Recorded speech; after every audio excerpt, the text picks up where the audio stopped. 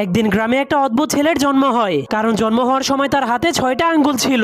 এরপর সেই ছেলেটা কিছুদিনের মধ্যেই খেলাধুলা করতে করতে অনেক বড় হয়ে যায়। কিন্তু এরপর সে যখন মাটির সাহায্যে একটা গরুর গাড়ি বানায়, তখনই হঠাৎ করে সেটা বাস্তবে পরিণত হয়ে যায়। এরপর সে ওই গরুর গাড়িতে করে অনেকগুলো ধান নিয়ে সেগুলোকে ভাঙানোর জন্য নিয়ে যায়। কিন্তু তখন তারা দেখতে পায় সেই ধানের মেশিনের মালিক পানির উপর দিয়ে হাঁটা চলা করছে। তখন ছেলেটা তাকে ডাকতে শুরু করলে সে ধান ভাঙানোর জন্য চলে আসে। কিন্তু সেই মেশিনের মালিকের কাছে কোনো চামচ ছিল না। এজন্য সে ওই আজব ছেলেটার মাথাটাকে খুলে তার মাথাটাকে চামচের মতো ব্যবহার করতে শুরু করে দেয়। এরপর ছেলেটা যখন তার কাজ শেষ করে বাড়িতে চলে যাচ্ছিল, তখনই রাস্তায় অনেকগুলো মেয়ে তাকে দেখে হাসতে শুরু করে দেয়। তখন ছেলেটা তাদেরকে হাসার কারণ জিজ্ঞেস করলে মেয়েরা তাদেরকে বলে, মনে হয় তুমি তোমার মাথাটাকে তোমার নানির বাসায় ভুলে এসেছো। তখন ছেলেটা বুঝতে পারে সে তার মাথাটাকে সেই ধান ভাঙানোর মেশিনের কাছে ফেলে এসেছে। এই জন্য সে জলদি করে সেখানে গিয়ে আবারও তার মাথাটাকে লাগিয়ে চলে আসে। কিন্তু তবুও সেই মেয়েগুলো তাকে দেখে হাসতে শুরু করে দেয়। তখন ছেলেটা জিজ্ঞেস করে, এবার তোমরা কেন হাসছো? তখন মেয়েগুলো তাকে বলে, তোমার নাকটা তোমার মাথার পিছনে চলে গেছে। এই জন্য ছেলেটা তার মাথাটাকে ঘুরিয়ে নাকটাকে সঠিক জায়গায় নিয়ে যায়। এরপরের দিন ছেলেটা গাছে উঠে দেখতে পায় একটা চিল ছোট ছোট পাখিদেরকে শিকার করছে।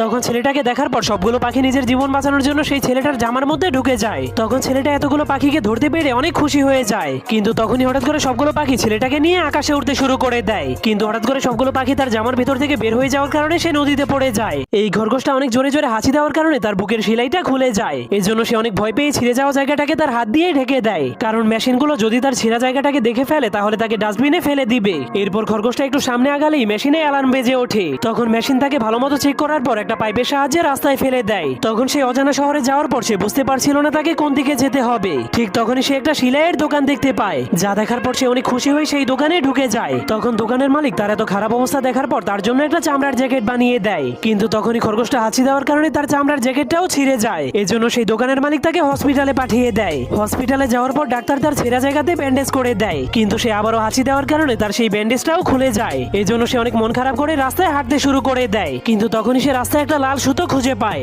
যা দেখার পর খরগোশটা খুঁজতে শুরু করে এই সুতাটা কোথা থেকে এসেছে। কিন্তু তখন একটা সাইকেল এসে তাকে সেই সুতার সাথে টেনে টেনে অনেক দূরে নিয়ে যায়, যার ফলে সে ওই সুতার আসল জায়গাতে পৌঁছে যায়। তখন সে বুঝতে পারে এই সুতাটা ছিল এই বৃদ্ধা মহিলার। তখন সেই মহিলা তাকে কোলে নিয়ে একটা খেলনার দোকানে ঢুকে যায়। সেই দোকানেই ছিল খরগোশটার জীবনের আসল মূল্য। এই মেয়েটা অনেক কান্না করছিল, কারণ তার মা কয়েকদিন আগে মরে গিয়েছিল।